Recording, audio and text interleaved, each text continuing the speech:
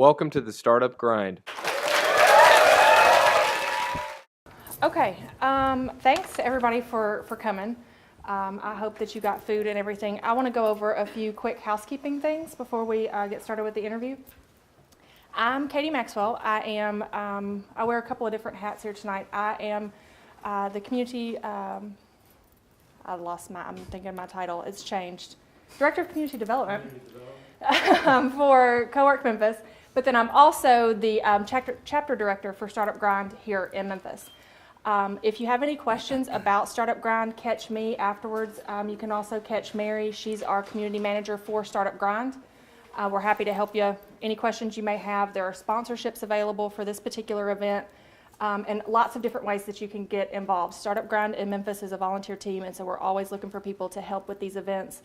We want your feedback. We want to know who you want sitting in these seats so that you can hear from the people that you want. Other housekeeping, we've got bathrooms in the back if you haven't found them already. Sorry about that. I should have told you when you come in. But they're in the back. They're at the kitchen. We are going to do a drawing at the end. So if you didn't drop a business card in the basket or fill out your name for that drawing, be sure and do that. What am I forgetting, Mary? Yeah. Okay. So that's the housekeeping part of it. These guys are here tonight. They're kind of the stars of the show. I'm going to let them introduce themselves. But before they do that, Startup Grind fashion, I need everybody to stand up. And I need a huge round of applause to welcome these guys to Startup Grind.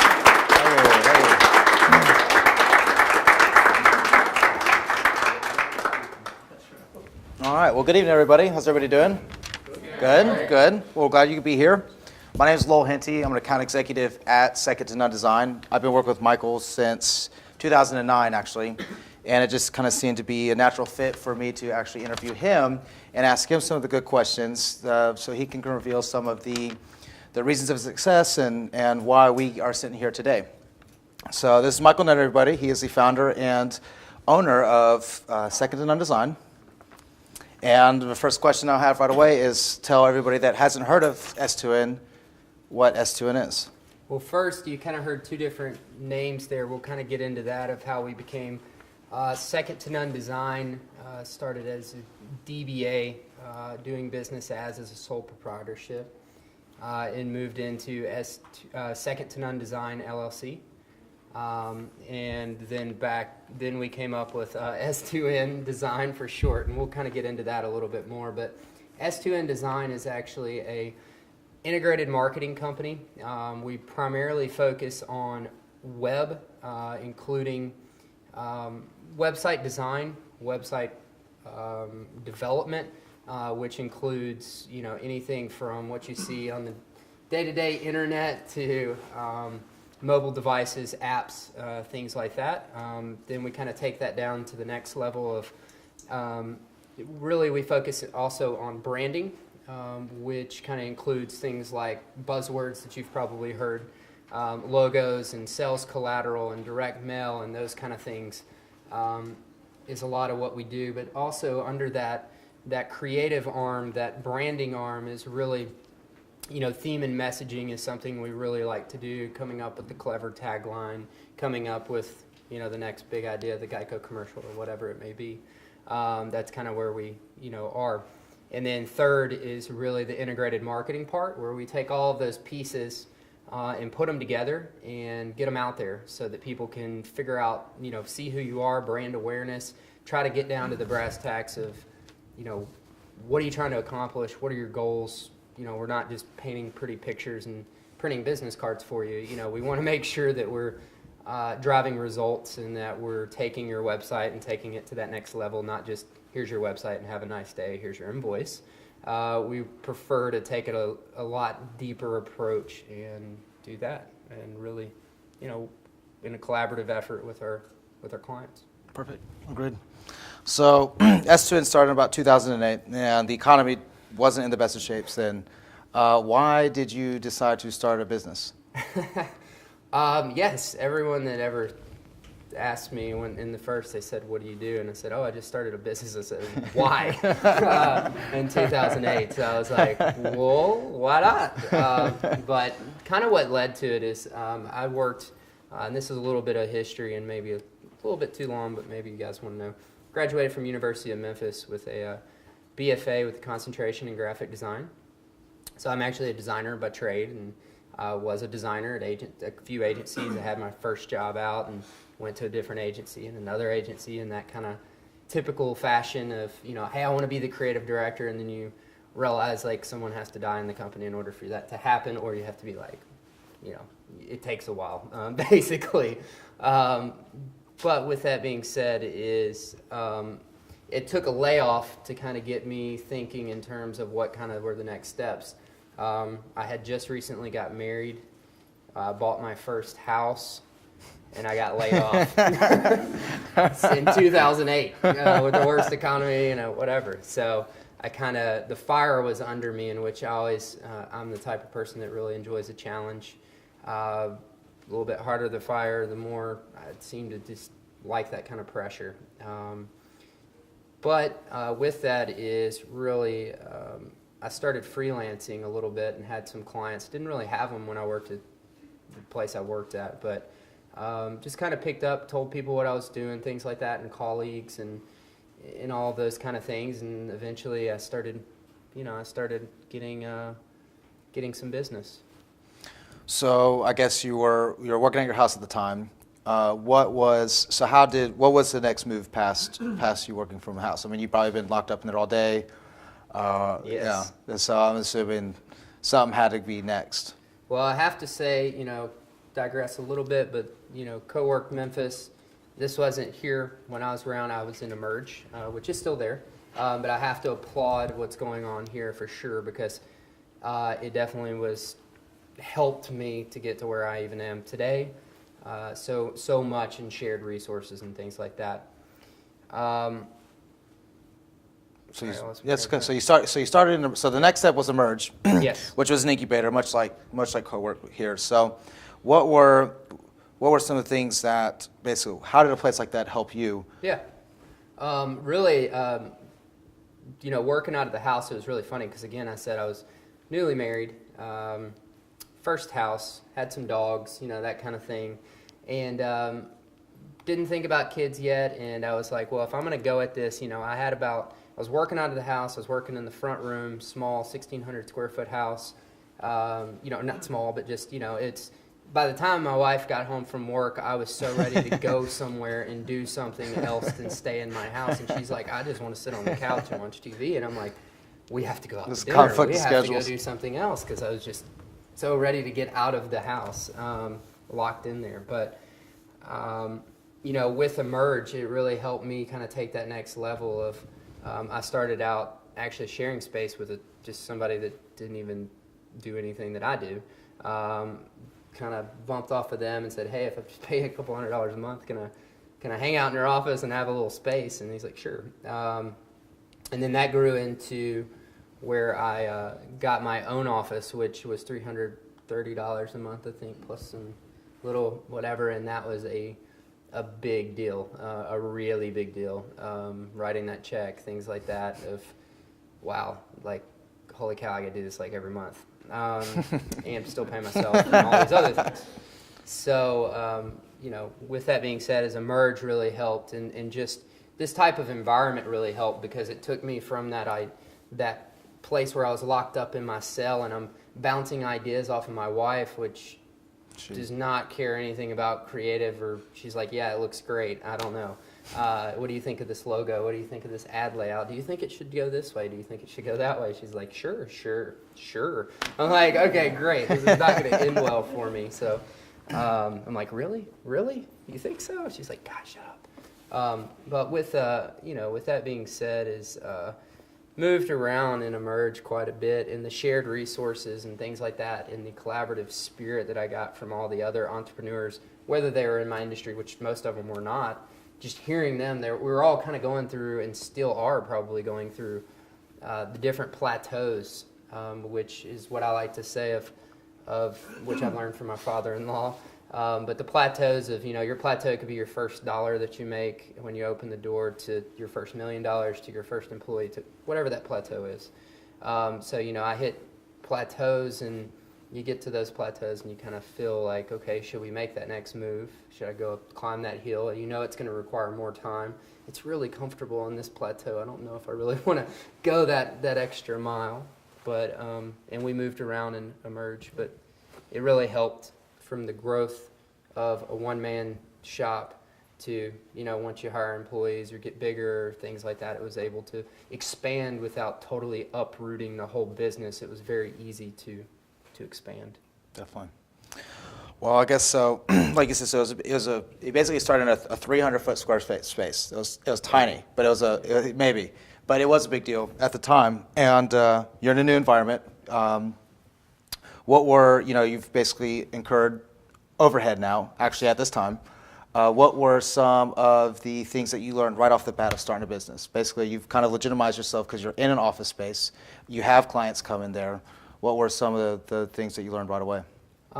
Really, the first thing that you start to realize very quickly is there's these, you have taxes. You have to pay those. You have to pay those pretty often. And then you start figuring out, okay, well, maybe I need to be an LLC. Well, how do you become an LLC? Or am I supposed to be an S corp? What is an S corp? All these kind of things while you're still trying to figure out how to run your business and take care of your clients and act like you got 1 million people in your employees and you really just stuck in a small office, but you have to think big. But there's a lot with it, I guess. And then you start figuring out with you got taxes, and you're like, well, do I need an accountant? Like, well, gosh, how do I get one of those? Like, where do I go to that? And you start calling your friends and family and try to organically figure that out. Then you start thinking about just in general of, man, I'm so busy and I'm working and I'm doing all these things, and you have your normal work day, which is when you actually, for me, I was selling work, writing proposals, invoicing, collecting, going to the bank, coming back, making sure work was completed on my end, and then figuring out, the rest of it after those work hours of how I want to figure out growth and employees and all those kind of things. Oh yeah, and then go home. Yeah, exactly. And still have enough energy to not just pass out. But so with all those tasks, which you said he's basically taking care of, he was the whole business. With those tasks, how long were your work days? In the beginning, they were pretty long because being a creative by yourself locked in a room, sometimes it comes really fast and sometimes it comes not so fast, but your deadline is still exactly the same. Your client doesn't really understand that, you just had a block. They're still like, well, I want a really awesome logo, so I really wish you could do this. But, so sometimes those things, you have the red light moment. My brain kind of never turns off, good or bad, I don't know. But, work days were definitely long, 12 hours, maybe more, definitely more. And then it starts, once they start hitting a point and you start looking at your finances and things like that to see if you could go out and hire someone, which was a huge, huge plateau for me of like, no way in the world would I ever think I would have another human being that I'm kind of responsible for and paying. So, other than, kids and things like that. But, and that's kind of how I interviewed, my first employees in my 300 square foot office with literally I had a door that was painted white as my desk. Nailed to the wall. Nailed to the wall. And I tried to look, it was about as modern as I could make it. It was cool, I thought. Very IKEA. Very IKEA on a Home on a Depot budget. More of a restore budget maybe. But it worked. It got work done that held the computer up in the air, and it was fine. But yeah. So that led to basically two new employees, which allowed your days to get a little bit shorter. Kind of, yeah. A little bit. Focus in on sales. Again, it was that plateau of. So I started putting out feelers, and first people I call is University of Memphis teachers, and I'm like, who's somebody I could hire part-time, because that's definitely the easy way to go, because I can scale them up and down. And don't have any work this week, and they're in college, so like they don't need benefits and all these other things I don't even know how to handle at this point. But interviewed a few people, and Lowell was one of those people. He was my first employee, part-time employee, and he still works for me now. That's why it's kind of I beat all the fitting. others out. Yeah. He's seen. So Lowell is a designer by trade as well. That's correct. Which he has come through this road and come down this road with me, which has been fantastic. And now he's my senior, basically account executive, right-hand man, and helping me keep the glue together, or keep everything together to a certain extent from an account standpoint. But backing up even further is I hired Lowell part-time, and then I hired a guy named Justin Burns, which lives in Pennsylvania. He's from Pennsylvania, moved here for school, and then moved back. Hired him, and literally Justin started, and I have this IKEA like rolling desk that's not even a desk. It's like a drawer Drawers. thing. That was his desk. And I gave him literally like this most uncomfortable possible seat ever. Just imagine there's like a 250 square feet or something with three guys in it working, this close. And the funny thing is something I put in my interview questions. I was like, what kind of music do you listen to? Yeah. That was literally like the deciding factor. That was the last question you asked me. That's great. You look really qualified.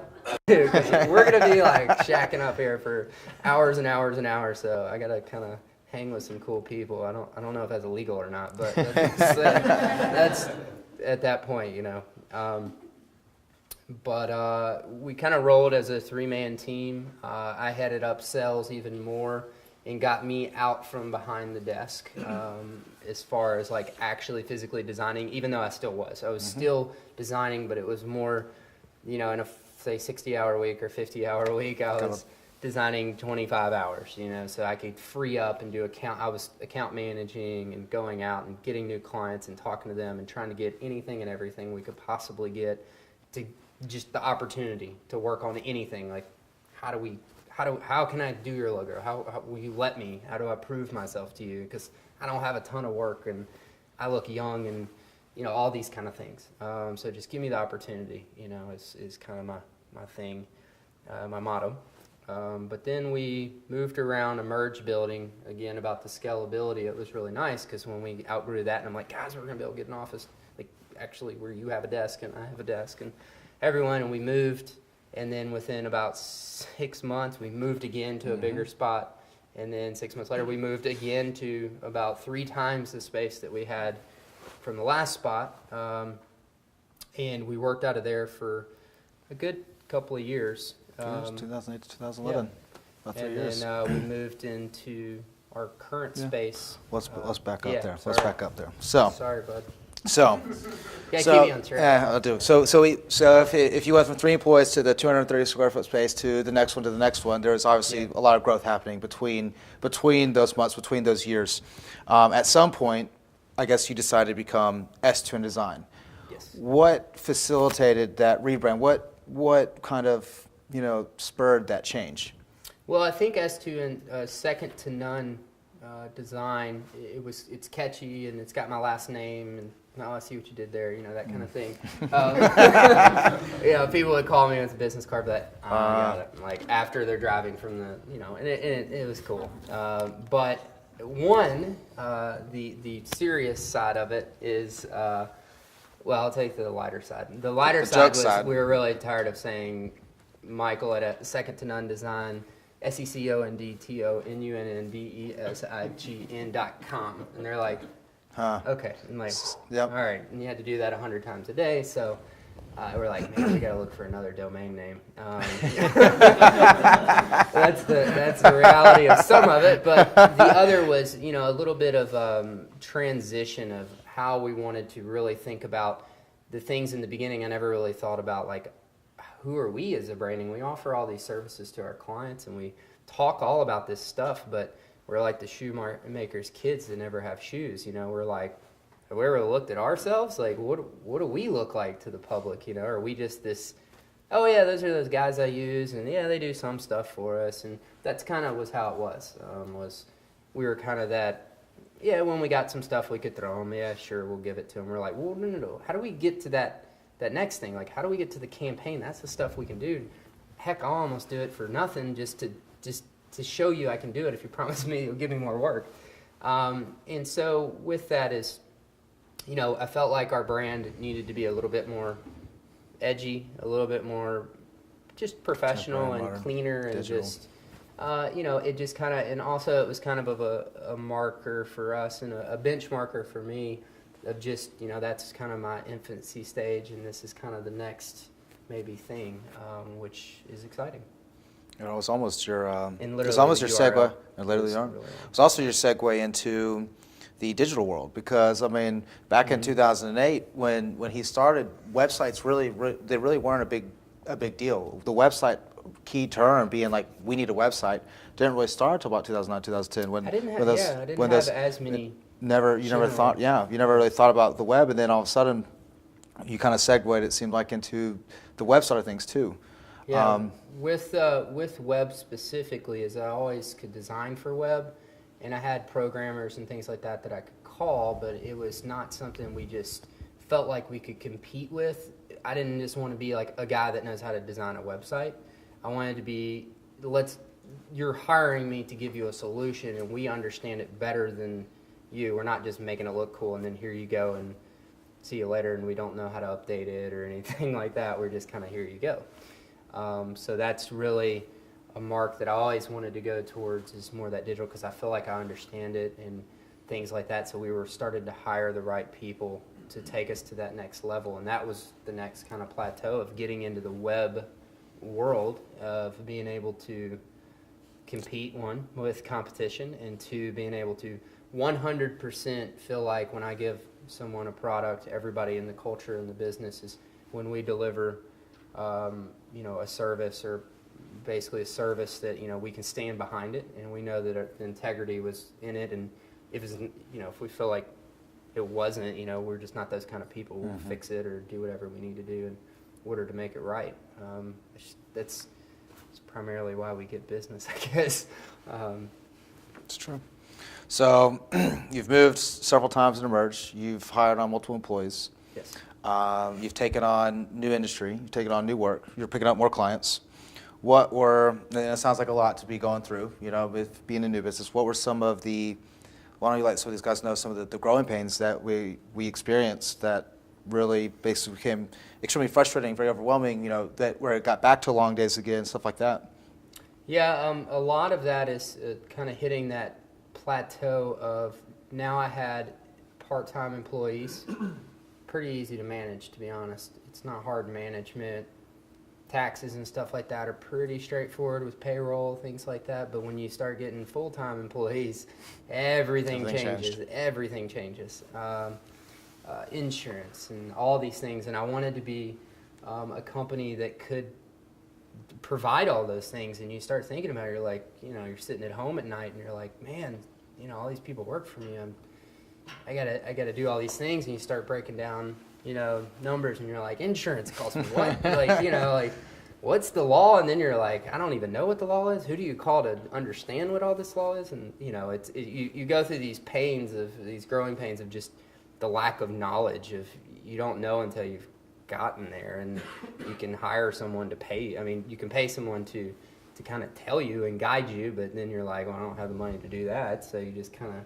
I'm very fortunate that I've had family guide me a little bit, but always challenging me to find out for myself, which is always good. They never give me a silver spoon by any means. But, I think the employees and management is, you start getting 3, 4 employees, 5, whatever it may be. All of a sudden you become, now I'm a manager.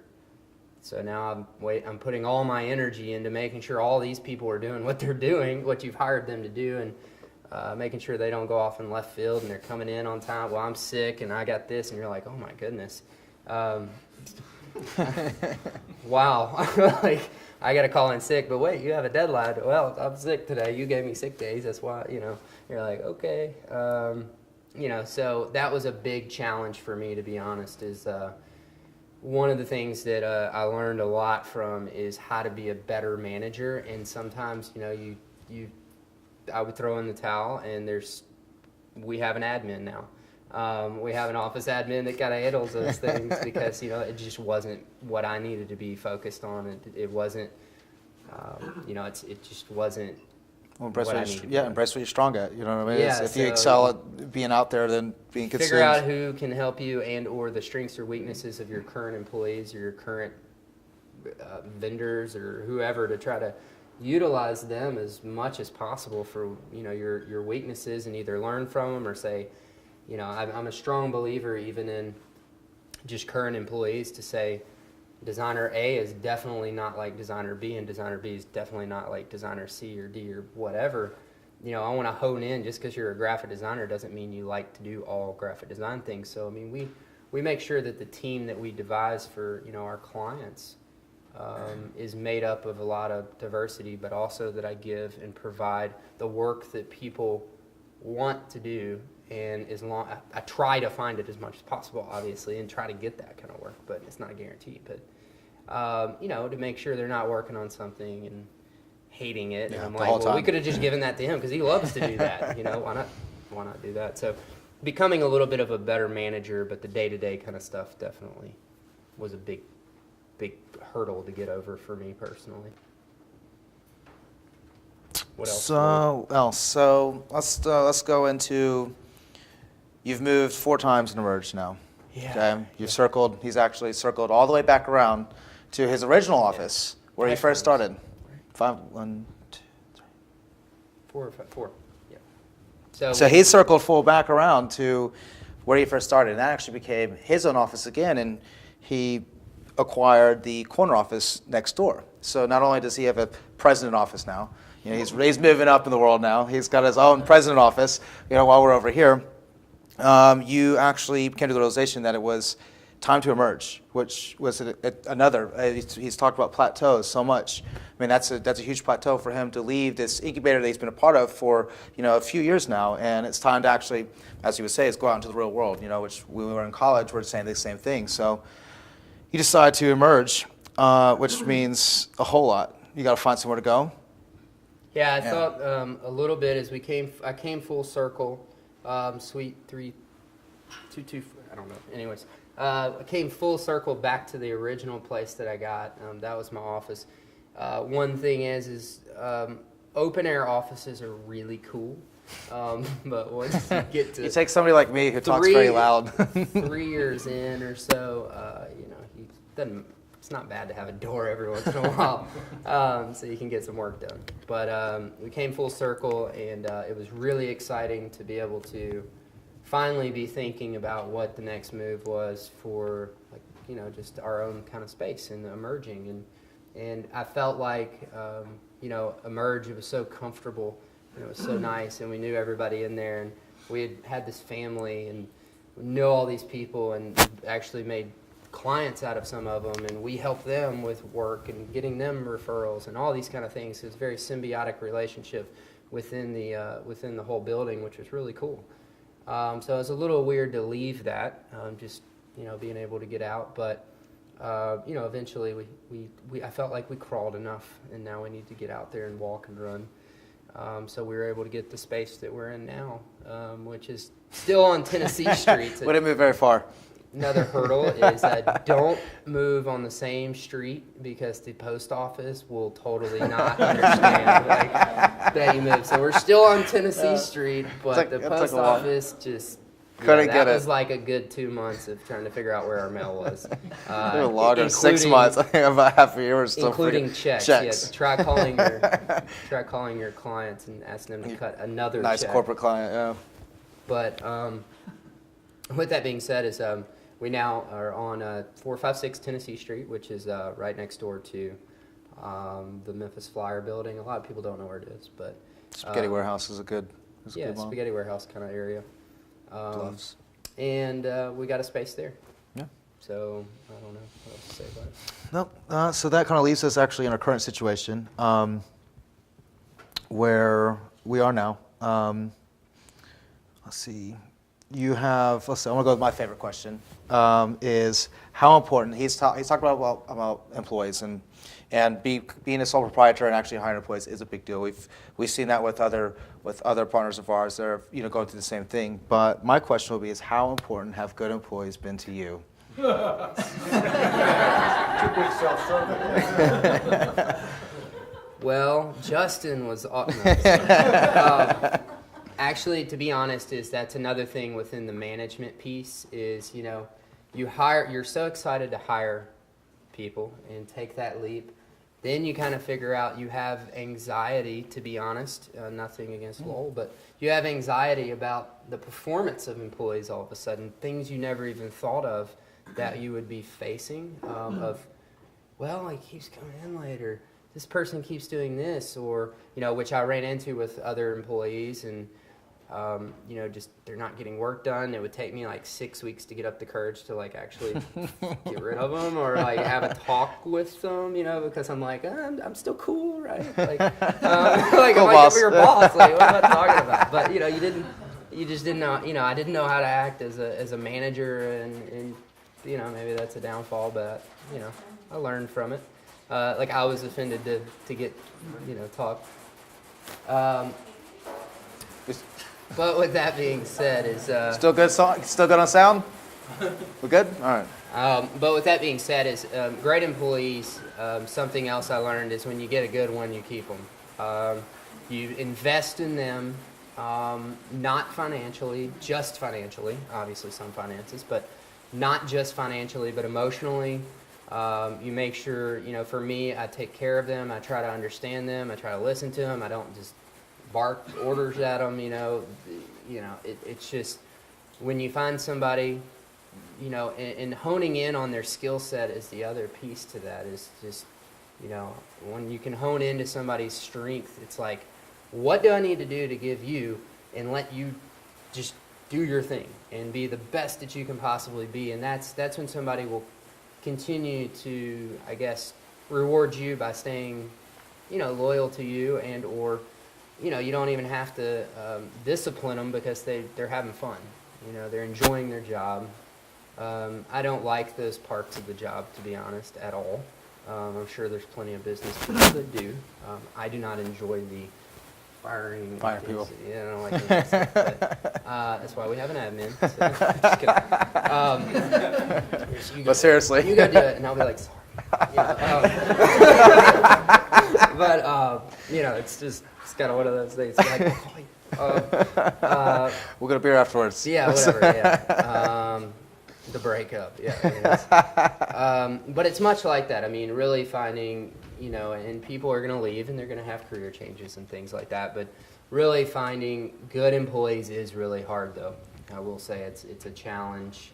Not everybody's head is in the same place it was a year ago or 2 years ago, or maybe they just want to move out to Colorado or whatever they want to do, go live in the woods or something. I don't know. That's not happened. I'm just saying, you never know. And I respect that anybody's decision to obviously do that. But, finding good employees is very, very, very valuable and not easy, to be honest. So, Good answer. yeah, Great answer. right. That's good. That's good. So That's the truth. that's the truth. Well, all jokes aside. But all right. So now we're sitting at 456 Tennessee Street. You're sitting about six, 7 employees full time. We have very good strategic partnerships in place. Mm-hmm.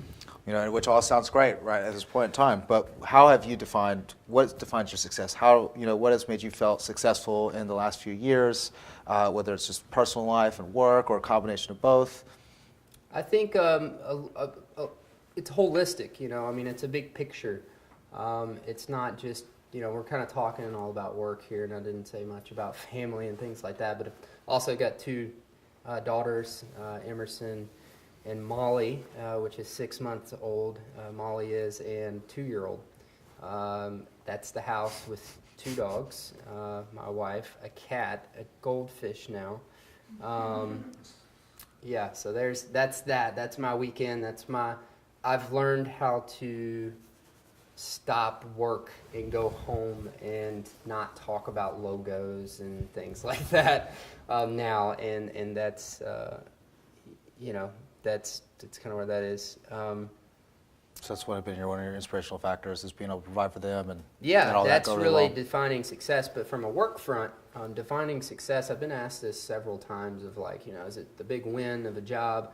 Yeah, that makes me really excited because I get really amped up that we're more as I come in and I'm like ringing the gong and saying, guess what you guys are going to be working on? Everything that you ever dreamed of, boom, we just got it. You want to design a beer label? Got it. Like, that's awesome, because it's all the stuff I dreamed about being a graphic designer. So, like, the win is that, like, I'm, like, leaving the contracts on people's desk, the customer's desk or client's desk because I'm so excited to get back to the office to start sketching up ideas and things like that.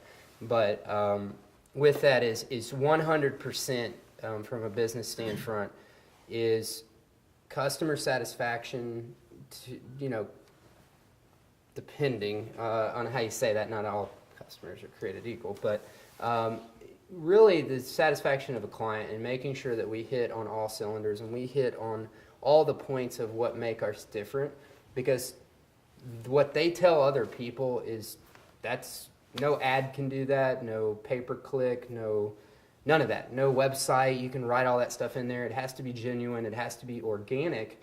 And you got to have, their success is your success. That's really what if they're not successful, I get fired, which is then trickles down to my employees. So I always have a boss, and it's always my clients. I'm working for them. I want to team with them in order to make them successful, whether they drop my name or not to their bosses. I don't really care. Making them successful is going to drive the bottom line of making us stick around and being able to spread the word and keep doing what we know how to do. Perfect. Well, I got two more questions, and then what we can do is basically lay it to y'all to ask the questions y'all want from Michael. It's a two-part question. Basically, you doing your business. What's your favorite part, and what's your least favorite part? We'll start with favorite.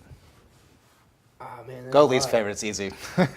Least favorite? Taxes. Yeah, taxes. That's always the least favorite. Yeah. But realistically, least and favorite. Hey, nothing against taxes. Whoever's watching Anybody's a this tax guy. I love taxes. But Uncle Sam is definitely a full-time employee of S2N. But with that being said, one of the favorite things, there's a lot of different things about owning the business. I will say it's really cool to be able to hire someone and you see them as your like entry-level position, and they come in and they're really green, they are, but they're trying so hard, and I just get really excited about that because it reminds me of Lowell, it reminds me of myself, it reminds me of a lot of, I like that spirit, and testing them a little bit of like putting too much on their plate just to see how they handle it. And what's exciting is when they kind of come up from the ashes and they are so excited that they pulled it off and they've learned so much in that process and they've grown. That's a really, really, really exciting thing. Whether they stay or go or do whatever they do, it's a really exciting thing, to be honest. Plus, I ride bikes and run a lot, so owning your business, you can kind of take off whenever you want and go run or ride your bike. So that's always nice. Downtown at work, so that's always good. Good.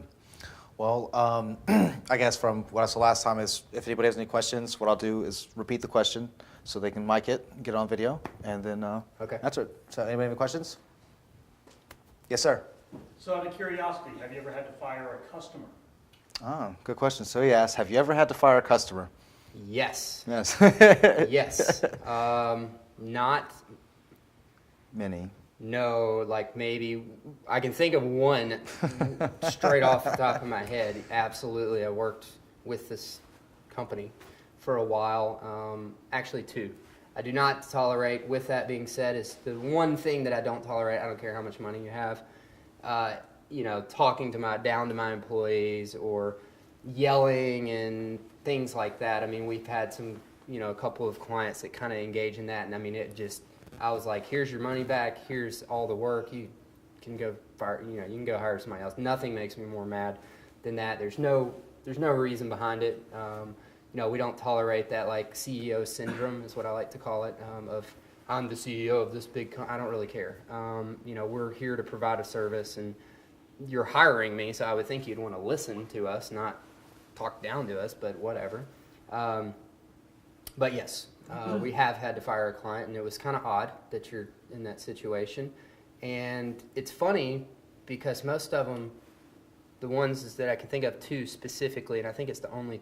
That's about it? Okay, there's three. There's one other one. That's it, 3 total in the whole career. 25. It's not me, it's you. Is realistically, it's funny, as our office admin, he kind of plays that lawyer role a little bit. He's real good with like technical language and zero creativity. It's hilarious in our office. So they're surrounded by creatives, and he's like Excel spreadsheet and doesn't understand anything about creative.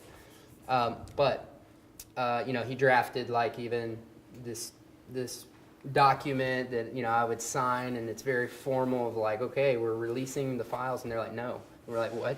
No, but we're not going to work with you anymore. They're like, no, but we need this done. And they kept making requests, and we're like, but no, we're done. Like, we don't want to work with you anymore. They're like, well, we'll just pay more. And you get into this weird thing of like, is this normal? Like, what is wrong with you? And I'm wondering, it's like, are we like the 50th agency this month that they've worked with? Like, I'm confused, and but yeah, it's definitely a difficult, weird, very strange. You work so hard to get them, and then you're like, yeah, I don't want to work with them. But hopefully that answered your question. Anybody else? Anybody Yes, sir. So before you made the move to Emerge and you're like working out of the house and everything, what like groups and organizations did you start getting involved with to help you transition into that freelance work and environment and everything like that? Yeah, definitely the, for my industry specific was like the Ad Federation. I was very new to that. You get into that realm, it's like the big agencies, and you're like, whoa. Just like the business chambers, definitely. Things like this, like meetups and startups, and just, I tried to grow it organically as much as possible of like, there's no like, hey, I'm going to go to this thing and I'm going to meet all these people and I'm going to make all this money. It's, it's just being passionate about what you do, and talking to people a lot and driving them nuts potentially. But, making sure they remember, yeah, that's the logo guy. You need to go talk to him. He knows how to design logos. But with that is, I started out like going to like a BNI group, and then I did some other things like just basically anything I could get involved with, any kind of chamber events, just places you can go depending on, for me, I'm in a very unique spot because you got a lot of people out there that maybe need my services but not necessarily can afford the service that we provide. But then how do you get to the big guys, those kind of things. So it's tough sometimes for me personally. It's really, I think, understanding what you do and what service you provide and kind of making sure you're getting in front of those kind of people, typically decision makers of companies. Because if they're an entrepreneur, they're probably shaking hands with other entrepreneurs, and they're kind of doing the same thing you're doing, which kind of just goes around and around and around. And, they might not need your services or something, but you might have referred somebody and you know how it all works. But, hopefully that answered your question. Yes. Yes, ma'am. So you said at the beginning of your career, you wanted to be a creative director, and then you Yes. ended up managing and selling maybe even more than you're doing creative work now. How does that been for you? So I gotta ask this one. So she's asking now that you're, you want to be a creative director, but now you're doing all this, you're selling, business development, stuff like this. How do you feel about that now? I got a little depressed like about in the middle of actually stopping design because it was such an outlet for me, to be honest.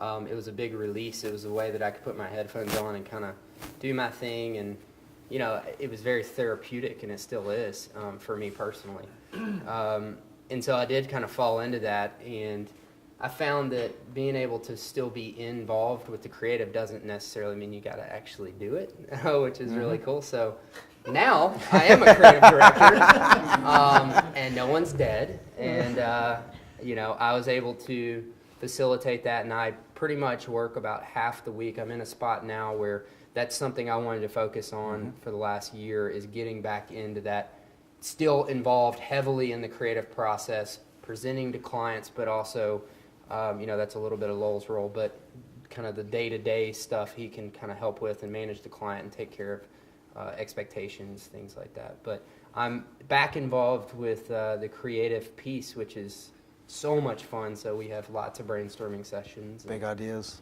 Big ideas. It's fun. So, but I will say it has to be a part of my life, or, you know, it's kind of who I am.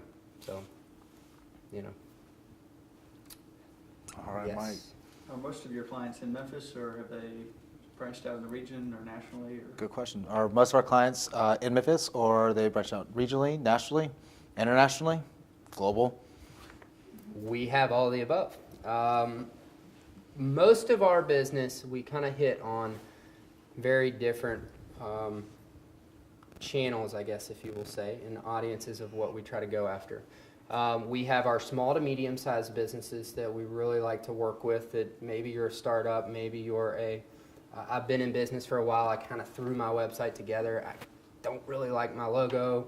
I need some business cards. None of it looks consistent. I think I have 4 different taglines on everything I own. We have those types of clients that we love to work with because we kind of take over their whole brand and we just, you know, merge it out, and everybody is really excited about it because we get to play and have a lot of fun and do all kinds of creative things. And then we have our really, we focus a lot also kind of side we don't really market too much, but is a medical side of our piece, which gets us kind of more that international level of designing all kinds of things from trade shows in Germany to doing flyers. I mean, whole stuff you Random. probably would never even see, which is crazy. Just branding, videos, trade shows, all those types of things. But yes, and then we have some clients in Memphis that are kind of that medium size that we kind of run the full campaigns for them, help them with key messaging, marketing, advertising, traditional and digital, and you know we work with them. All the way through? Yeah, we work with them there. We actually, we did some stuff for a client that we did 11 languages. 11 languages. None of them being English, which was hilarious. I'm like, okay, we can't get the American, but we got the European, which was kind of fun. Very hard to design Russian and Arabic. Don't flip Arabic. They read Right to left. Yeah. So they figured that out later on after we printed that. So we didn't approve of that, so it's okay. But anyway. Anybody else? Good. Yes, ma'am. I know it can be a cyclical business because sometimes in the economy people aren't going to spend on advertising. So have you had to deal with that when people aren't spending on your services, and how do you kind of prepare? Yes. So the question is how have we prepared ourselves for those that are not willing to spend money on our services or cannot afford to spend money on our services? How have you catered to those audiences? Well, I think every business has, from big, huge Fortune, whatever company, down to me being by myself. You know, everybody's on a different level of where we can be. You can't service everybody, I mean, to a certain extent, but, you know, we try as best as possible. Sometimes I think that it's, you know, it kind of almost gets a formula to a certain extent of, I want a can of soup of Campbell soup, but I can't afford Campbell's soup, but I can't afford the other soup. Well, I mean, you're probably not going to eat soup. You know, you might need to think more ramen. You know, it's really just, it's a tough situation to be in. I mean, sometimes clients can be a little, I mean, if they're not your client, I mean, they can make kind of unreasonable requests and things like that, and maybe it's just the education or something of them, but try to educate them in the marketplace. Try to sit down with them and say, hey, this is where you are. Tell me all about your business. Tell me what's going on. Where are you trying to go? What are you trying to do? And just say, hey, to do this effectively, you're probably looking, whether it's me or somebody else, you're probably looking at this kind of budget to do something like that, to do it right. And they might say, oh, well, I don't have that. And it's like, it's okay. Focus. Don't spend your money if you're a startup. To be honest, this is hurting me a little bit, but to be honest, don't spend all your money on a logo if you need to put your resources and your money into your business and your employees and things like that. Build the business, focus on that, you'll get to that Then hire you. plateau when you get there, and you're able to come to us and say, I'm ready for the S2N website, or I'm ready for this. So really, I mean, I try to do that the best I can, Lowell as well, and other people that work for me. Trust me, if I could bring every piece of business to him, I would, and I try. But it's just sometimes it's just like you said, you just got to make it a right fit sometimes. So Yeah. So, and we refer out to freelancers or try to find people that can help them share the wealth. where they are in their specific spot. So, because to be honest, I don't know how I would afford my services being a startup. So if I didn't know how to do web design and all those kind of things when I did, I'm like, you want what for a logo? I would be doing the same thing. I'd be in Word or PowerPoint doing my own logo. So, you know, I understand and I sympathize, and I try to help them as much as possible. So, You know, Michael, Yes. we've talked about plateaus, you've mentioned plateaus, and I think you referenced one that you found where you were not really enjoying the business that much. And you pushed on. Are you glad you did? Are you there was a big build up to that one. So you said you mentioned a lot of plateaus, and there was a point in time that you stopped enjoying the business, but you managed to push on. Second part was, Are you glad you did? are you glad you did? I am glad I did. That is correct. That's inside information. But yes, Because I remember that time. I know it was bad, and it was a lot of the management issues that I came up with. It was dragging me down, and I didn't know what to do about it. It was really hard because I feel like I'm a good manager, but I was very conflicted of how to handle different people and different attitudes, and you know, you start to get people acting one way or whatever. It was really tough. It was really hard for me because I didn't want to be that guy that, you know, I didn't want to be the mean boss or the jerk or anything. So I had to find this like level of balance to be able to still be, you know, your boss, but still be able to be creative and fun and Google, if you will. Yeah, but I am very glad that we pushed forward. You know, it was a plateau, and it took some climbing to get up, but you know, it's just the pains of small business. Amen. Good question. It's good. Yes. Let's hear. In the beginning, when you were by yourself, how often, and you know your progression, how often did you change your prices? There you go. Good question. So in the beginning, you know, when you started by yourself and you started growing, how often did you change your prices? Well, in the beginning, it's whatever negotiation I could do. And I'm like, okay, yeah. But yes, I mean, you definitely always had this anxiety in the beginning, like you're saying, is okay, this is my rate, and then people were purchasing, so you're like, well, maybe I'll just raise it a little bit, you know, maybe this. And they're still purchasing, and you're going, well, maybe I'll raise it a little bit more. Like, I don't know, maybe I'm worth more than I thought. You know, don't underestimate what you're worth, and not even maybe yourself, but just the service you're providing. You know, making sure that, you know, I remember looking at other agencies. I'm like, you pay $1 an hour? I'm like, that's crazy.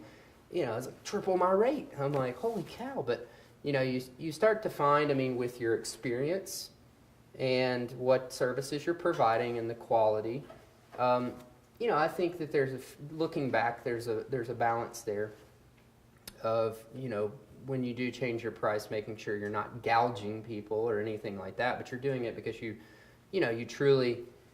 also have this other thing of like, you literally have employees, you've got overhead, you got to start factoring all this stuff in, and you may be one day looking at it going, oh wow, I've been actually giving people $10 an hour every time I do this. Okay. But you know, I have changed my prices quite a bit.